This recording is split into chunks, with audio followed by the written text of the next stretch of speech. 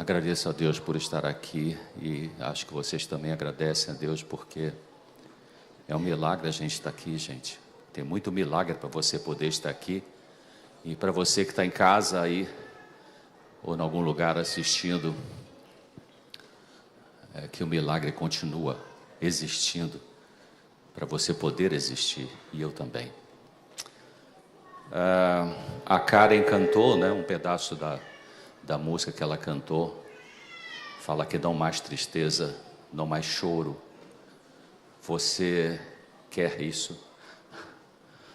Você não quer mais tristeza, não quer mais choro? Hoje vou falar sobre sofrimento e vitória e vamos consultar bem a Bíblia. Ellen White fala que a única coisa segura que existe nesse mundo é a palavra de Deus. A única coisa estável, ela usa essa expressão também. O resto muda. Então, agradeço ao pastor Lamarques pelo convite. Se Deus quiser, amanhã, 7h30, vamos falar um pouquinho sobre depressão.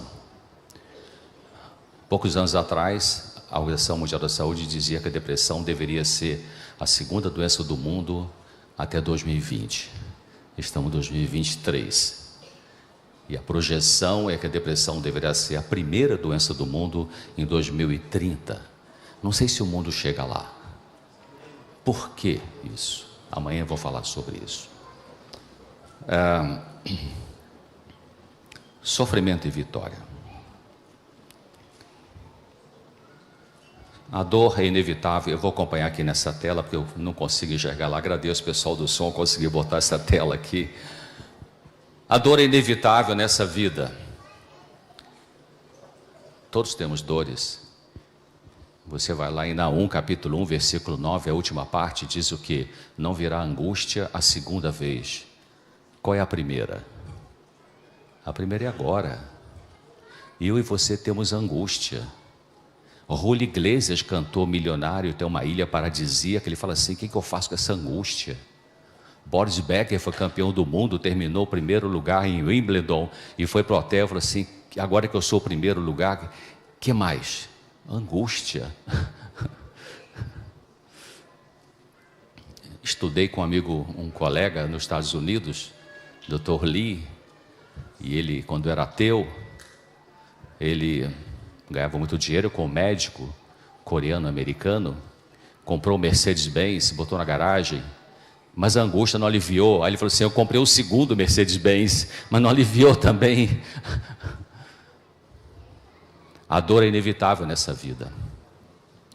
Ela pode ser consequência de erros e escolhas ruins que nós fazemos. A maneira de Deus é nos revelar defeitos do nosso caráter para nos santificar, amadurecer, purificar, santificar, pode ser através de alguma dor. Abra sua Bíblia, Salmo 119. Muito interessante que o salmista aprendeu isso. Salmo 119, versículo 71. 119, 71. Diz assim: foi-me bom ter sido afligido para que o quê? Aprendesse os teus estatutos. Parece um cara masoquista, né?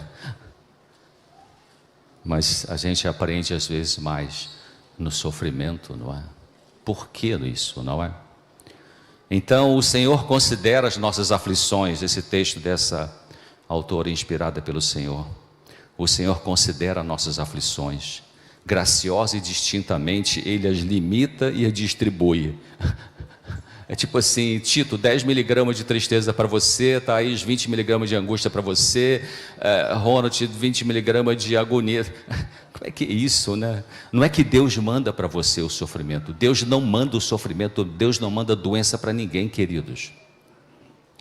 Se você vem aqui na quarta-feira de oração e diz, eu quero pedir orações a Deus, aos irmãos, porque Deus mandou uma doença para mim. Alô, Deus não manda doença para as pessoas. Isso é oposto à natureza dele. Quando Deus pisca o olho, Deus abre a mão, Deus mexe com o pé, é cura, é restauração, é repreensão também, é disciplina também, mas sempre no sentido de restaurar. Então, ele se afasta porque você pede para ele se afastar, de alguma forma a gente pede isso, consciente ou inconscientemente, então vem aquele cara e machuca a gente. Então, o Senhor considera nossas aflições, graciosa e distintamente elas limita e distribui. Como um refinador de prata, Ele nos observa a cada momento até que a purificação seja completa. A fornalha serve para o quê? Purificar e refinar, não para destruir e consumir. Ele está observando para conceder quando mais for necessário, novas e frescas bênçãos, força no momento da fraqueza, auxílio na hora de perigo, amigos na hora de solidão, simpatia humana e divina na hora de tristeza. Esse é o Deus Criador, querido. Ele está fazendo isso o tempo todo na minha vida, na sua vida, na vida do cara que está bebendo cerveja ali naquele barzinho perto do Chibata, no cara que está cheirando agora cocaína. Ele está fazendo isso o tempo todo. Sofrimento pode ser fruto da guerra entre o bem e o mal. Abra sua Bíblia, Marcos, capítulo 8. Vocês conhecem, essa passagem é muito interessante, muito clara. Marcos, capítulo 8, versículos de 31 a 33. Marcos 8, de 31 a 33. E Jesus estava ali com um grupo de pessoas, com os seus discípulos, e começou a ensinar para eles que importava que ele, o Filho do Homem, padecesse muito e fosse rejeitado pelos anciãos e príncipes dos sacerdotes. Ele era rejeitado por quem? Para o pessoal do mundo, para o pessoal da igreja. E continua aqui no versículo 31, e que fosse morto, mas que depois de 3 dias ressuscitaria. Verso 32, e dizia abertamente essa palavra, e Pedro, que era um cara impulsivo, né? Pessoa impulsiva é aquela que pensa depois que faz, né? Então Pedro tomou a parte, chamou Jesus e falou: para com isso, não vamos deixar acontecer nada com o senhor, eu tenho espada. Ou seria o quê? Eu tenho um fuzil AK-4, sei lá, ou granada do exército e tal, né? E Jesus, virando-se para ele e olhando para todos, porque o recado é para todos, porque a guerra espiritual entre o bem e o mal dentro de mim, de você, é dentro de mim, de você, de todos. Jesus disse: retira-te de mim, o quê? Satanás, porque não compreendes as coisas que são de Deus, mas as que são dos homens. Então esse era um sofrimento, essa impulsividade de Pedro e essa, eu pensei na palavra aqui, arrogância de Pedro, arrogância no sentido espiritual, né? Deixa que a gente resolve isso, né? São aqueles políticos, aqueles poderosos do dinheiro que sabe com quem está falando, sabe? Passa com a picape aqui de último tipo, todo tatuado, óculos escuro, boné e tal, com aquela arrogância. Se você para, o semáforo abriu, ficou verde, não tem 2 segundos, o cara já está buzinando atrás de você. Como é que você ousa ficar na minha frente e tal? Sabe, essas pessoas, né? Dentro da igreja tem pessoas assim, né? Na organização tem pessoas assim. No tempo de Jesus tinha essas pessoas assim. Então o sofrimento tem a ver com esse fruto, né? Entre a guerra entre o bem e o mal. A guerra espiritual dentro da igreja produz sofrimento. Tem guerra espiritual dentro da igreja, meus amigos? Vamos dar uma olhadinha. Eu vou enxugar esse capítulo 13, Atos capítulo 13. Eu estou falando de sofrimento, né? E vamos pensar como é que a gente pode lidar com o sofrimento. Atos capítulo 13. Aqui vai falando sobre a pregação dos discípulos que iam na sinagoga e eram perseguidos. Lá no versículo 48, Atos 13, 48, e os gentios ouvindo isso se alegraram, né? Porque aqui estava Paulo, Barnabé pregando e glorificava a palavra do Senhor, e creram todos quantos estavam ordenados para a vida eterna. Verso 49, a palavra do Senhor se divulgava por toda aquela província. Verso 50, mas os judeus incitaram algumas mulheres religiosas e honestas e os principais da cidade levantaram perseguição contra Paulo e Barnabé e os lançaram fora dos seus termos. Perseguição dentro da igreja, já atendi muita gente perseguida dentro da igreja. É um sofrimento, né? Então, são vários tipos de sofrimento. Então, existe sofrimento porque nós tomamos decisões erradas.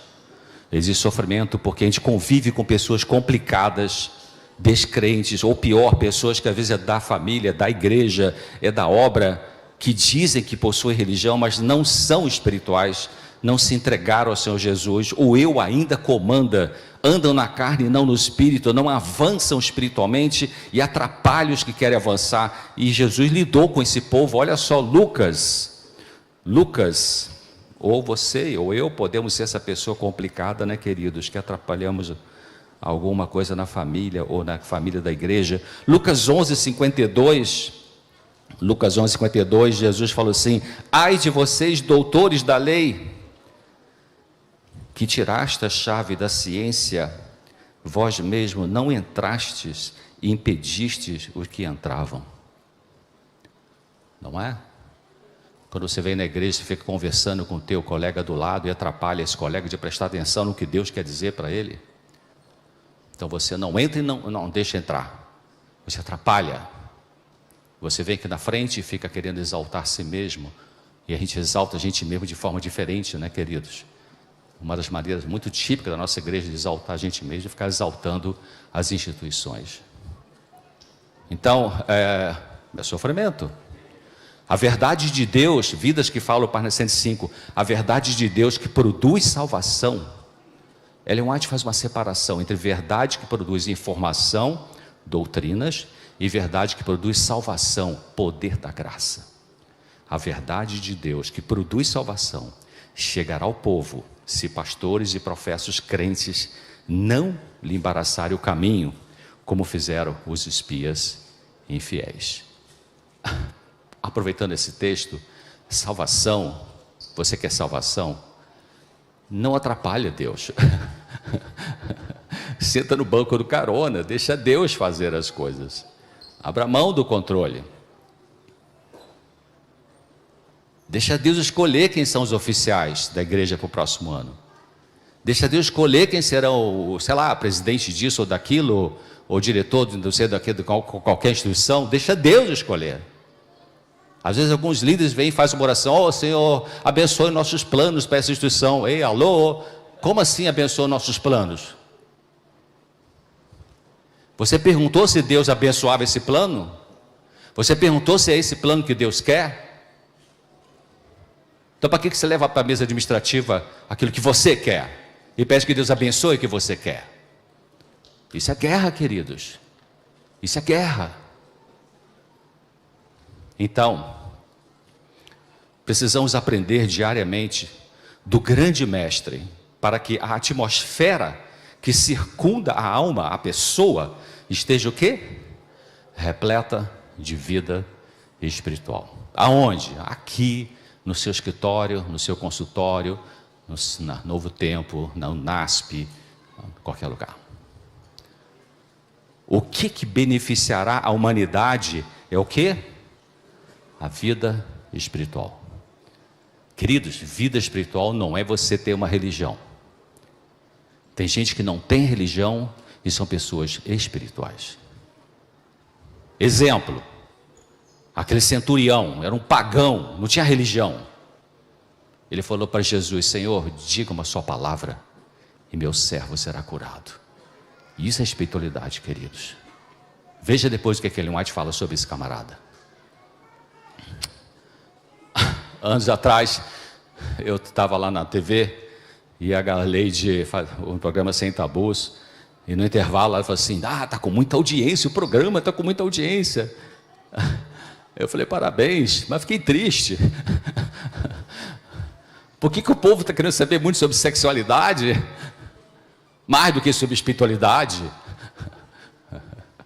Isso é um sintoma, né, queridos? É um sintoma. É um sintoma de uma doença social. Hans King foi um cardeal, um cara muito erudito, católico, e quiseram cortar a cabeça dele lá no Vaticano, porque ele estava questionando a infalibilidade papal. Ele escreveu um livro muito bom, ganhei de um amigo meu, um advogado do Rio de Janeiro, infelizmente faleceu, um advogado que era budista, José. Esse livro é chamado Freud e a Questão da Religião, de Hans King. Se você espremer esse livro, ele diz assim, ele diz o que Ellen White fala ali, o que beneficiará a humanidade é a vida espiritual. Então ele fala de que a neurose do nosso tempo não é a repressão da sexualidade, é a repressão da espiritualidade. É isso. E nós vivemos na desrepressão da sexualidade. Se a desrepressão da sexualidade fosse a produtora, vamos dizer assim, de saúde mental, então nosso mundo seria ótimo em saúde mental. Mas a cada 40 segundos uma pessoa se suicida nesse planeta. Nos Estados Unidos, um médico por dia se suicida, mais do que um, dá mais do que 365. Então, sofrimento. O sofrimento vem porque são testes que o Senhor permite em nossa vida para o quê? Para o nosso amadurecimento, queridos. Para a gente amadurecer. O sofrimento pode vir como fruto da guerra espiritual e não de erros ou pecados nossos, como eu falei. Mas vamos ler aqui de novo, vocês sabem esse texto aí, mas vamos ler de novo, faz diferença quando a gente lê. E eu acho que faz diferença quando lê no papel. Eu prefiro o papel ainda. Talvez seja atrasado com a tecnologia. Efésios 6, versículo 12. Porque não temos que lutar contra a carne e o sangue, mas sim contra os principados, contra as potestades, contra os príncipes das trevas desse século, contra as hostes espirituais da maldade nos lugares celestiais. Ontem alguém botou num grupo médico, eu tenho três grupos de médico aqui no WhatsApp, no celular, e alguém botou o vice-presidente da República e uma mulher que eu não deu tempo de ver quem é, não tive que fazer outras coisas, cada um segurando a ponta de uma bandeira, e essa bandeira está escrito assim, elogiando, sei lá, o programa que vai entrar nas escolas, eu não sei bem, eu só vi a bandeira, vi a foto e depois vou pesquisar. As crianças trans. Você sabe que pelo menos metade dos filmes da Disney agora tem que ter ideologia de gênero? Queridos, pelo amor de Deus, protejam suas crianças. As coisas vão piorar nesse sentido. Então, fruto da guerra espiritual, você ainda pensa que os problemas no seu casamento, na sua família, no seu trabalho, na sua igreja, são só ligados a questões psicológicas ou administrativas? Para Jesus era muito claro assim. Claro, ele lidava com uma pessoa com fome, com um cego, com um paralítico, com o Pedro impulsivo, com Tomé, que era duro na queda para acreditar. Ele lidava com Judas, que era um cara hipócrita. Ele lidava com essas pessoas e usava seus métodos psicológicos. E quando você estuda qual é a abordagem psicológica que Jesus usava no lidar com as pessoas, ele usava em alguns momentos o pensamento analítico, por exemplo, fazendo perguntas para as pessoas: o que você acha disso? Para a pessoa pensar. E às vezes usava o método cognitivo: olha, faz isso, não faz aquilo. Ellen White diz que ele usava métodos diferentes para lidar com mentes diferentes. Então, o sofrimento vem também por situações incompreensíveis para a nossa limitadíssima capacidade mental, porque nós não temos todas as respostas, queridos. Limitadíssimo. Você sabe quanto pesa o cérebro, o encéfalo de um adulto? 1,5 kg mais ou menos. Quanto você acha que pesava o cérebro de Adão? Hein, Tito, o que você acha? 3 quilos? Faz a proporção aí, Adão tinha lá quase 4 metros, né, Leandro? Você já pensou nisso? Quanto que pesava o cérebro? Então imagina só, sabe, cara, a minha mente é muito atrofiada, nós somos atrofiados, né, pastor Marques?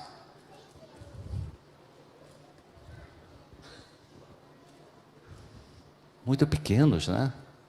Por isso que sem o Espírito de Deus não tem discernimento da verdade. É o Espírito que vem iluminar a nossa mente, para a gente enxergar o quê? A guerra entre o bem e o mal, e a gente se posicionar do lado de cá ou do lado de lá. Você tem a escolha e eu tenho a escolha. Então, a doutora Marília Mila, nessa revista da Associação Brasileira de Psiquiatria e da Associação Psiquiátrica da América Latina, a APAL, um artigo sobre considerações sobre psicoterapia psicanalítica do paciente deprimido. Ela fala assim, é uma cientista que está falando isso, não é um teólogo. Não conheço nenhuma medicação que consiga suprimir cabalmente os sentimentos de angústia inerentes ao existir humano. Todos temos angústia. Bill Gates tem angústia. Elon Musk tem angústia. Quando é que os carros dele vão parar de ter acidente? Por dirigir, sei lá, qual é a angústia dele, né? O pessoal do Fórum Econômico Mundial que está fazendo um monte de armadilhas que vai aparecer já já contra os que servem ao Senhor Jesus, junto com o Papa, junto com Bill Gates, junto com Mark Zuckerberg, estão montando, queridos, a perseguição. Está vindo. Está vindo, graças a Deus que está vindo. Então temos que ser fortalecidos, né, meu irmão, para aguentar o que vem pela frente. Então, saúde mental não é a ausência de experiências dolorosas, mas é o aprendizado e o amadurecimento no lidar com pensamentos e sentimentos, o quê? Dolorosos. O bom cristão não é aquele que nunca tem tristeza, nunca tem angústia, nunca tem medo. O bom cristão que está no processo de amadurecimento. Amadurecimento é um processo, santificação é um processo, saúde é um processo. O bom cristão é aquele que, quando sente alguma coisa dolorosa, não faz besteira. Besteira pode ser um monte de coisa, né?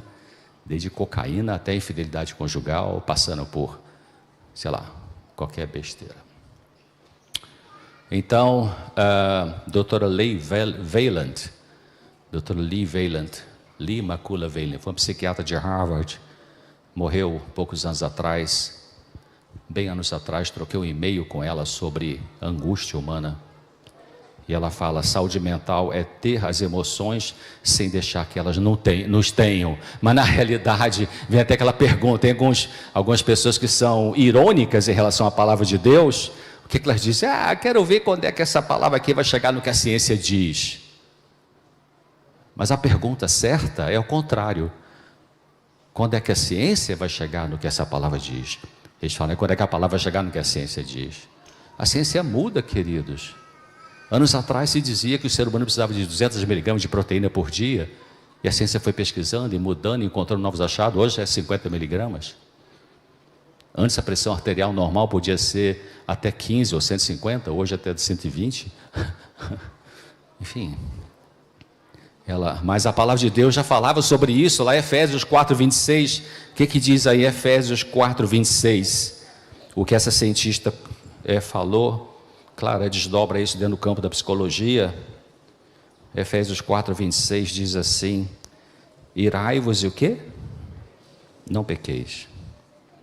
Ou seja, tenha raiva, mas não deixa a raiva ter você. É isso, que a Bíblia já falava disso, que a cientista foi falar anos depois, né? Saúde mental é ter as emoções sem deixar que elas nos tenham. Quando o Senhor Jesus disse, por exemplo, Pai, por que me abandonaste? Ele tinha perdido a fé em Deus, né? Estava expressando o sofrimento. Essa é outra maneira de aprender sobre saúde mental. Saúde mental tem que ver com você expressar o sofrimento e você experimentar o sofrimento. Qual a diferença? Expressar você fala. Falar ajuda a curar. Mas depende com quem você vai falar. Não fala para qualquer pessoa. Não abra seu coração para qualquer um. Tem que ser alguém do mesmo sexo. Tem que ser alguém que tem experiência. Tem que ser alguém agarrado com Jesus, senão você vai cair numa armadilha. Não abra seu coração para qualquer pessoa, especialmente do sexo oposto. Então isso é expressar, você fala. Se a boca fala, os órgãos saram. E se a boca cala, os órgãos falam.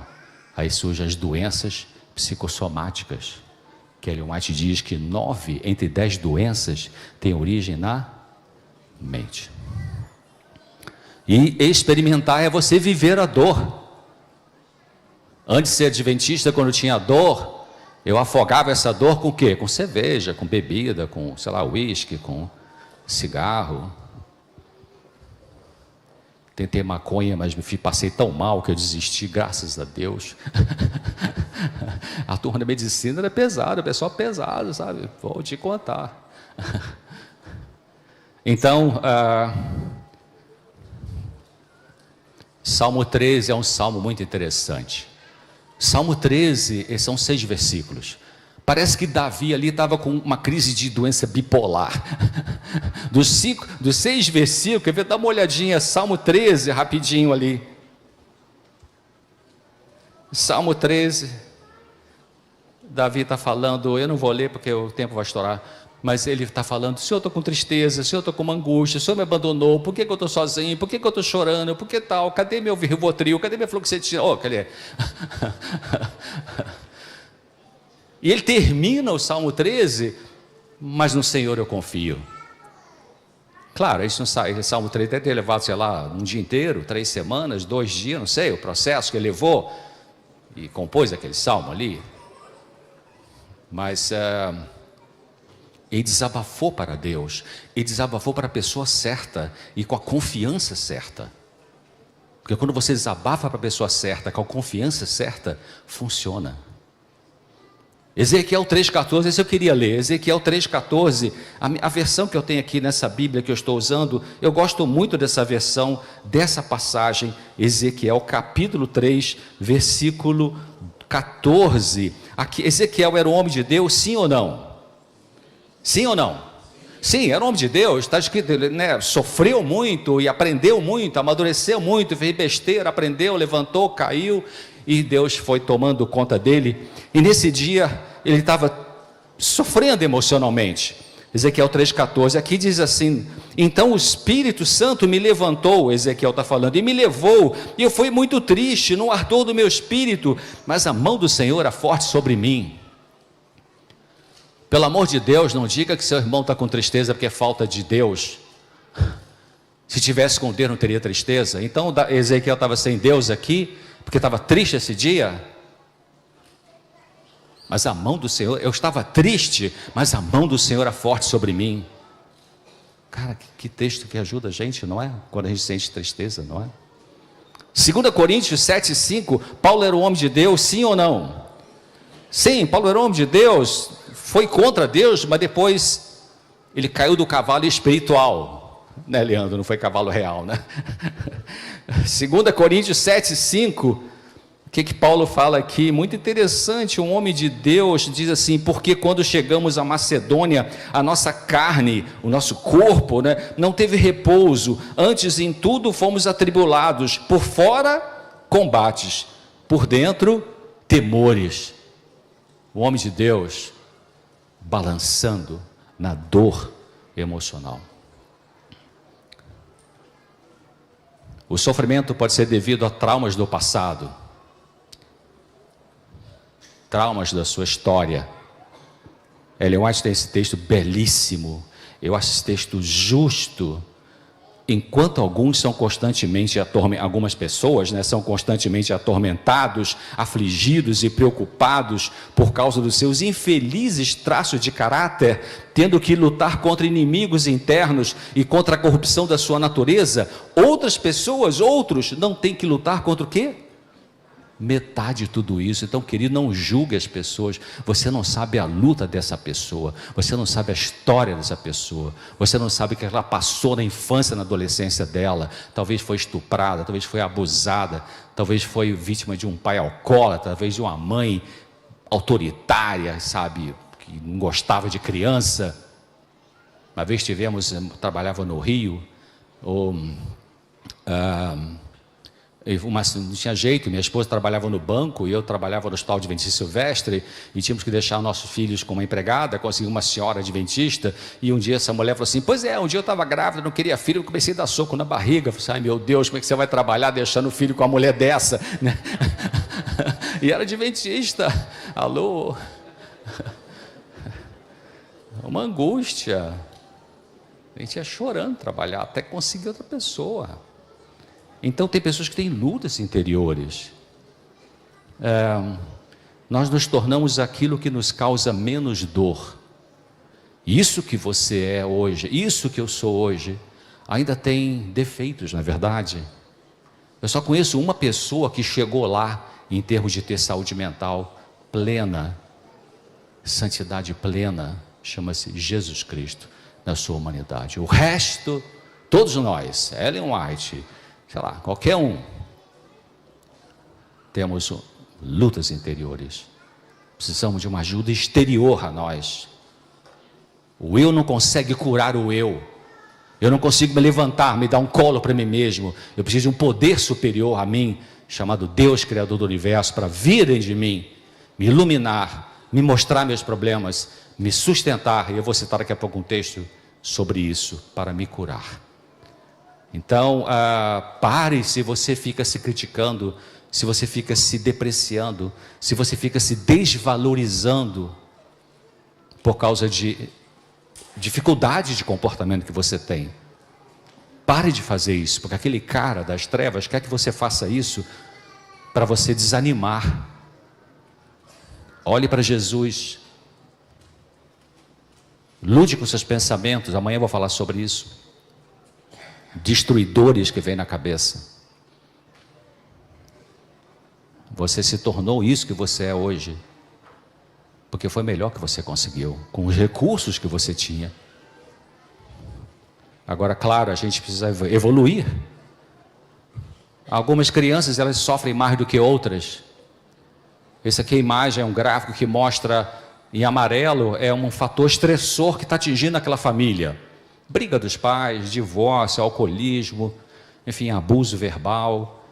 Aquele estresse que atinge um irmãozinho, atinge o outro também, mas a resposta de um é diferente da resposta do outro, porque nossos filhos são diferentes, mesmo pai biológico, mesma mãe biológica, mesma igreja, mesma comida, mesma escola, mas um é de um jeito, o outro é de outro jeito.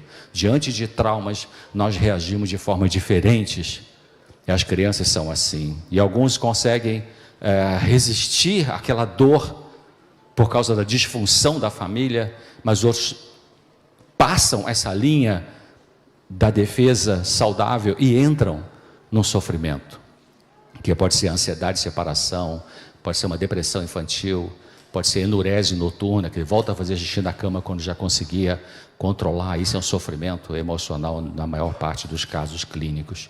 Então, Ellen White fala assim, algumas crianças necessitam mais de atenção do que outras, porque são mais sensíveis. Você chega domingo, o teu filhinho de 6 anos, pai, vou jogar bola comigo ali? Tá bom, papai já vai, estou só acabando de mandar uma mensagem aqui. Ah, então tá bom, te espero lá. Aí o irmãozinho de 6, 7 aninhos, um aninho a mais, pai, vou jogar bola comigo? O pai disse a mesma coisa. Tá bem, papai vai sim, deixa eu só acabar de mandar uma mensagem aqui. Será que ele gosta de mim? Será que não? Um reage de uma forma, outro reage de outra. Então, Ellen White fala, algumas crianças necessitam mais atenção do que outras. Porque tem pai e mãe, você, eu trato tudo igual. Alô? Abre o olho. Então, a Organização Mundial da Saúde diz que as doenças mentais são doenças crônicas das crianças e dos adolescentes.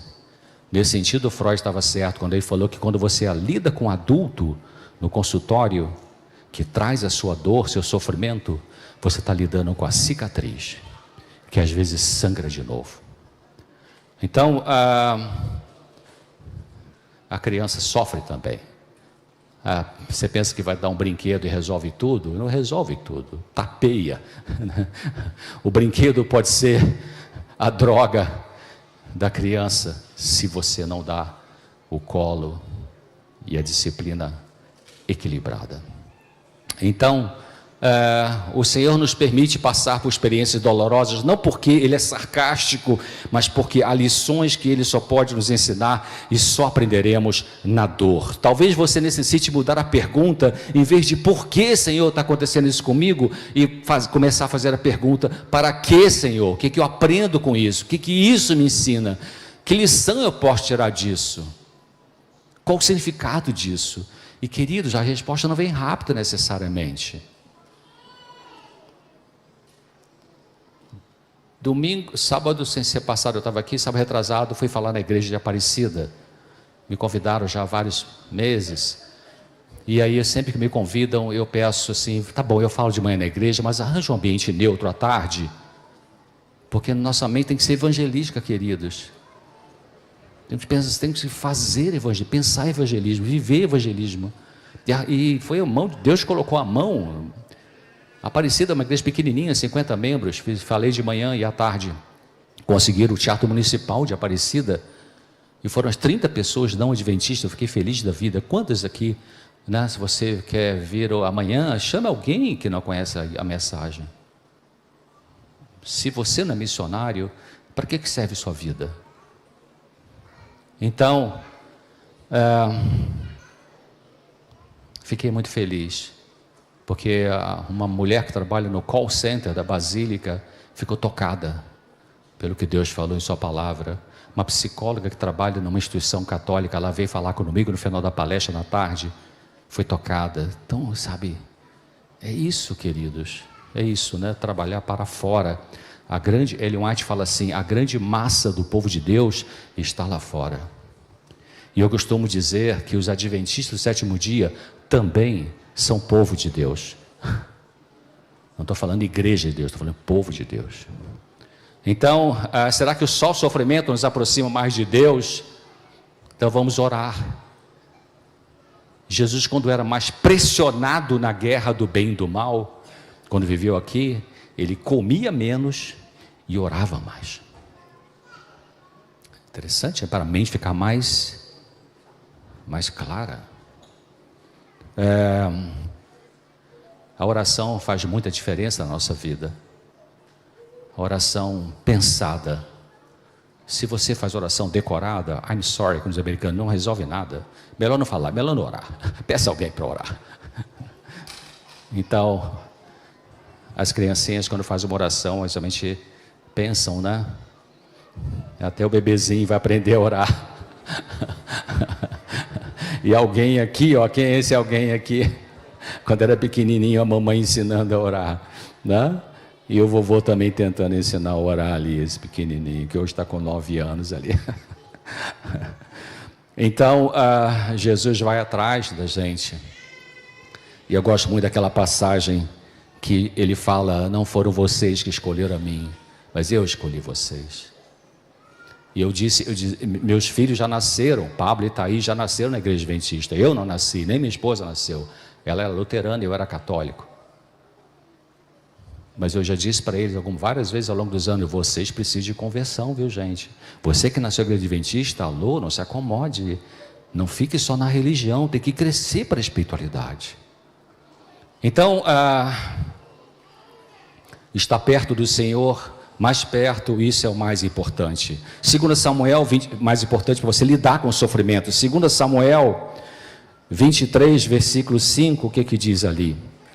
2 Samuel 23, 2 Samuel 23, versículo 5, diz assim: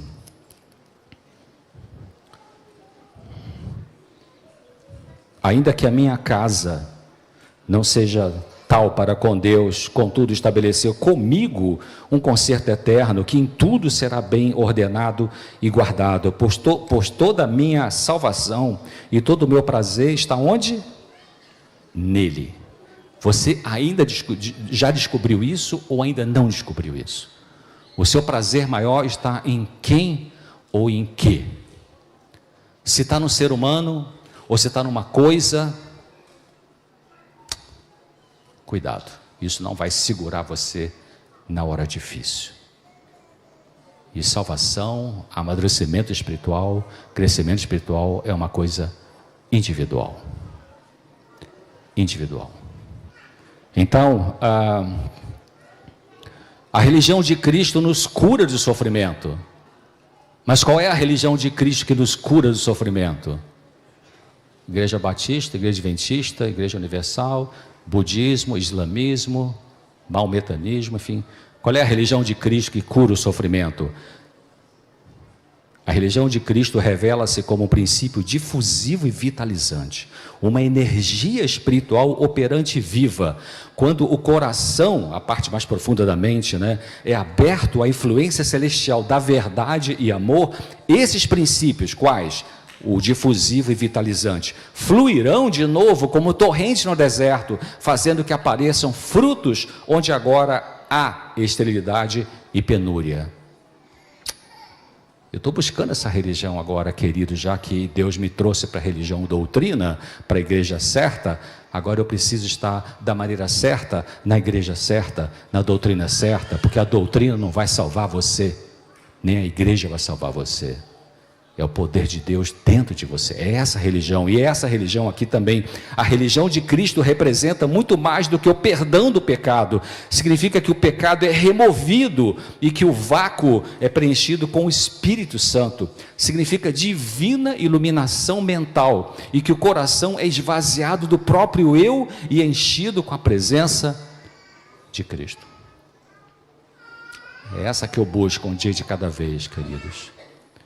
Deus não promete, esse é um texto que eu li, depois você pesquisa, lê o texto original, é uma jovenzinha, sei lá, não sei, 28, 30 anos, jovem para mim é jovenzinha, Maria Lombardi, nessa revista adventista, maio de 2015, página 21, ela diz assim, um pedaço do artigo dela: Deus não promete que atenderá a todos os nossos desejos se suportarmos as provações. Às vezes, temos lições difíceis a aprender que nem sempre incluem o resultado que esperávamos.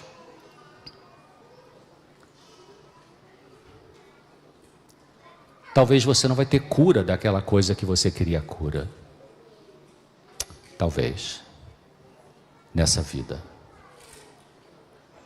mas no mínimo Deus promete a cura espiritual. A cura espiritual é você ser levado pela graça acima da dor, que talvez por alguma razão não dê tempo de ter cura nessa vida. Então se regozije no Senhor, porque Ele promete a cura sublime espiritual. E coloca a paz dele dentro de você, apesar do sofrimento. Então, o que você faz ao ter uma dor emocional ou espiritual? Não machuque os outros com aquilo que te causa dor. Podemos fugir da dor de maneiras variadas, já falei várias aqui, trabalhando muito, comendo muito, transando muito, e as drogas ilícitas, álcool, enfim, várias maneiras. A maneira correta de lidar com a dor não é fugir da dor, mas é atravessar a dor, na força que Deus dá. O alvo da terapia, Dave Mala é um cientista que trabalha com terapia breve, ele fala, o alvo da terapia, eu vou trazer isso para a terapia de Deus, não é o de confortar os pacientes pelo amor que eles perderam. Você sofreu na tua infância, não foi amado como queria, e você perdeu esse amor, e esse amor que você perdeu fez o que com o seu comportamento? Te levou para ser uma pessoa revoltada, uma pessoa passiva que nunca sabe se defender, se proteger, caiu no alcoolismo, ficou uma pessoa arrogante, ficou muito tímida, ficou autoritária. O que o sofrimento do passado fez e faz com o teu comportamento hoje? Então o alvo não é confortar os pacientes pelo amor que eles perderam, mas ajudar a pessoa a trabalhar os sentimentos a respeito de não terem tido esse amor. Quando você não recebe amor de uma pessoa que deveria te amar, o que você faz? O que você sente? Qual a sua reação? Não tente consertar isso com medicação, mas com pensamento, com análise, com o joelho no chão. Se Deus achar que precisa um pouco de medicamento temporário, então Ele vai te dizer isso. Então, Salmo 91, 15. Eu acho que eu estou terminando, viu, querido? Eu sei que o horário está aí, está estourado, né? Salmo 91, 15. É um salmo belíssimo. São 5 passos de terapia, queridos. 5 passos de terapia. 5 estágios. Ele me invocará. Deus fala para você. Ele me invocará. Eu lhe responderei. Estarei com ele na angústia. Livrá-lo-ei e o glorificarei. Percebeu o processo? Você procura Deus. Ele escuta você. Ele fica com você na angústia. Te livra da angústia de alguma forma. E quando Jesus voltar, vai te glorificar. O que significa mudar essa tristeza para nunca mais ter. Se você não buscar a cura do que te feriu no passado, você vai sangrar no presente em cima de pessoas que não te cortaram. Preste atenção nisso. Então, concluindo, se ainda não está claro o motivo emocional ou espiritual do seu sofrimento, espere, tenha paciência, continue em oração. Exercite paciência, Romanos fala sobre isso, né? A paciência gera esperança, a esperança gera perseverança, fala sobre isso. Mantenha a mente aberta para ouvir o aprendizado do Senhor Jesus em sua vida. Mente aberta, o que é mente aberta? Eu vou falar o que é mente fechada. Mente fechada é você achar que a verdade só vai chegar pela TV Novo Tempo, ou pelo pastor ABCD. Alô? A verdade que você precisa para a sua vida vai chegar do jeito que achar que vai chegar para você. E Deus já usou métodos totalmente malucos para chegar na minha cabeça e abrir a minha cabeça. Deixa a mente aberta. Senhor, o que eu preciso para ter a cura? Mente aberta para a verdade de Deus que produz salvação. Então, aquela jovem fala assim, minhas próprias experiências de sofrimento estão me preparando para algo que eu ainda não sei o que é. Interessante, né? Salmo fala lá, né, que a tristeza e o choro pode mudar quando você acordar de manhã, ou às vezes não muda. Não tem um texto que fala isso? Esse texto aqui, a alegria pode vir pela manhã, mas e se você acordar e a dor ainda está aí? Mas tem que perseverar com Deus, porque o que é bom passa, mas o que é ruim também passa. O Senhor Jesus vai nos fazendo mais fortes, e nele, mediante o sofrimento do passado, para lidarmos melhor com o sofrimento que virá no futuro, estamos sendo treinados para o que vem pela frente, querido. O que vem pela frente não é fácil. Diante do sofrimento você tem a escolha, ou você se rebela, chuta o balde, ou você se agarra a Deus. Essa foi a diferença de Saul e Davi. Os dois fizeram bobagem, mas um se agarrou a Deus e o outro se agarrou ao seu eu. Então, eu vou terminar, tenho que pular aqui, não dá tempo de falar tudo. O Senhor em breve nos enxugará as lágrimas em sua volta iminente. Querido, faltam poucos meses para Jesus voltar. Pode ser 9, 12, 36, 47. Não é teoria de conspiração não, tá? Por favor, para com essa bobagem. Os sinais estão claros. Os sábios entenderão. Os sinais estão claros. Então, enquanto isso, eu termino agora com 2 textos. Enquanto Jesus vai voltar para enxugar nossas lágrimas, o que a gente pode fazer? Eu termino com 2 textos. Oséias capítulo 6, versículo 13, é uma coisa que você vai fazer individualmente, queridos. Oséias 6, versículo 3. Diz assim: conheçamos e prossigamos em conhecer ao Senhor, como a alva será sua vinda, e ele a nós virá como chuva serôdia que rega a terra. E o último texto está no livro de Romanos, carta de Paulo aos Romanos, capítulo 8, só lendo alguns versículos para encerrarmos a nossa reflexão dessa manhã. Romanos 8, 18. Porque para mim tenho por certo que as aflições desse tempo presente não são para comparar com a glória que em nós há de ser revelada. Verso 26. E da mesma maneira também o Espírito Santo ajuda as nossas fraquezas, porque não sabemos o que havemos de pedir como convém, mas o mesmo Espírito intercede por nós com gemidos inexprimíveis, é o grande terapeuta. Versículo 28. E sabemos que todas as coisas contribuem juntamente para o bem daqueles que amam a Deus, daqueles que são chamados por seu decreto. Todas as coisas contribuem para o bem. Deus não está distraído, queridos. Deus está assim distraído, dando surubim para alguém, e aí alguém cai ali, se machuca e tal. Ih, peraí, esqueci, tá? E o último texto ali, versículo 32. Aquele que nem mesmo a seu próprio filho poupou, antes o entregou por todos nós, como nos dará também com ele todas as coisas? Ele vai te dar a cura que você precisa. A cura que você precisa. Não que você quer, a que você precisa e que eu preciso. Pela bondade dele. Amém.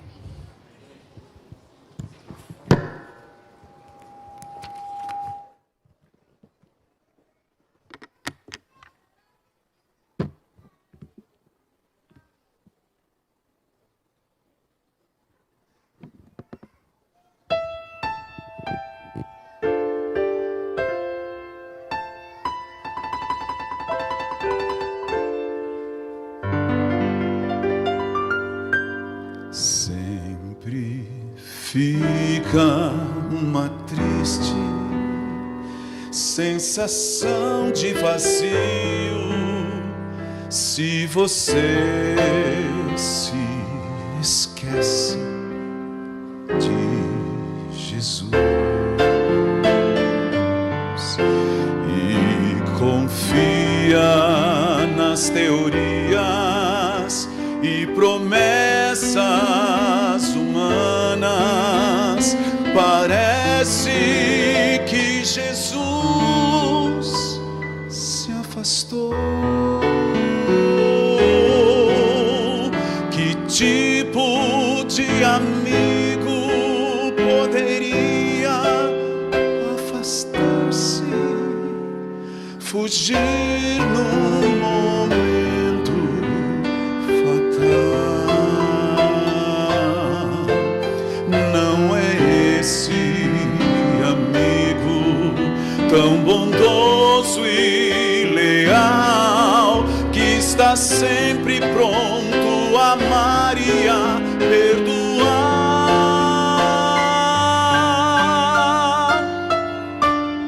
Ele andou neste mundo também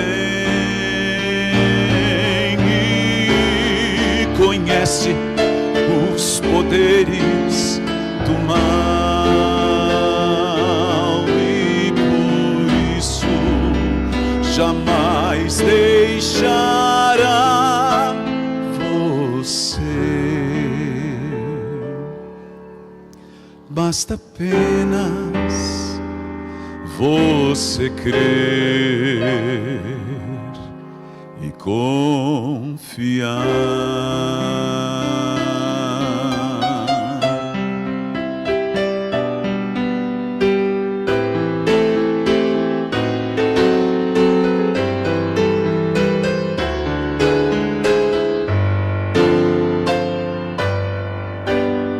Ele andou neste mundo também e conhece os poderes do mal e por isso jamais deixará você.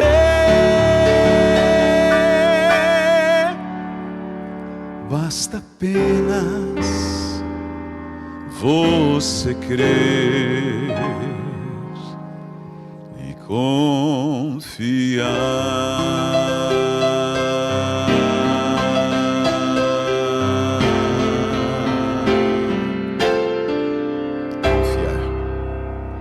Amém.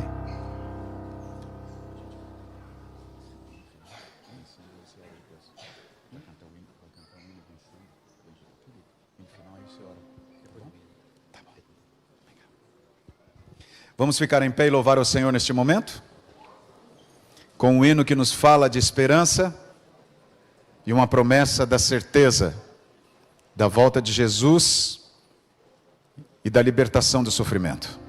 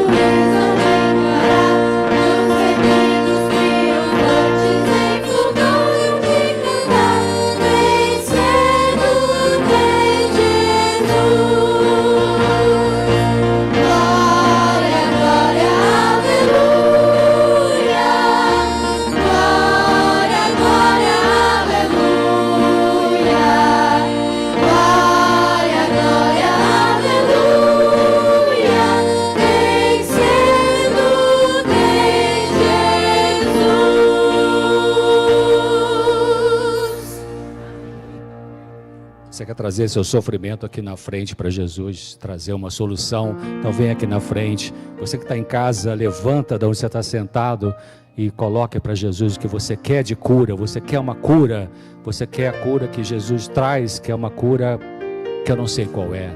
Pode ser a cura para fortalecer a dor que não dá para ir embora, pode ser a cura radical, pode ser a cura de te amadurecer, pode ser a cura de te dar um discernimento que você não tinha antes. Pode ser a cura de fazer você uma pessoa espiritual e deixar de ser só religiosa. Pode ser a cura do que Ele acha que você precisa e eu também. Vamos orar então. Pai querido, muito obrigado porque o Senhor nos fornece nesse momento a possibilidade de alguma cura na nossa vida, no nosso corpo, na nossa mente, nas nossas relações sociais, na nossa espiritualidade. Obrigado por essa oportunidade, obrigado por sua misericórdia, que são a causa de não sermos consumidos, porque elas não têm fim. Abençoe as pessoas que estão assistindo aqui, ou em casa, ou em algum lugar, e que estão querendo conhecer a sua palavra, a sua verdade, mais profundamente. Proteja essas pessoas e nos leve a elas para compartilharmos aquilo que o Senhor já tem dado para a gente. Muito obrigado, nos proteja do mal de dentro e de fora de nós, porque nós decidimos racionalmente entregar nossa vida, nossos pensamentos, nossos desejos, nossos sonhos, nossos medos, nossas angústias, nossas tristezas, nossas alegrias em suas mãos nesse momento. E autorizamos que o Senhor entre na nossa mente para curar o que precisa de cura na nossa cabeça. Em nome de Jesus. Amém.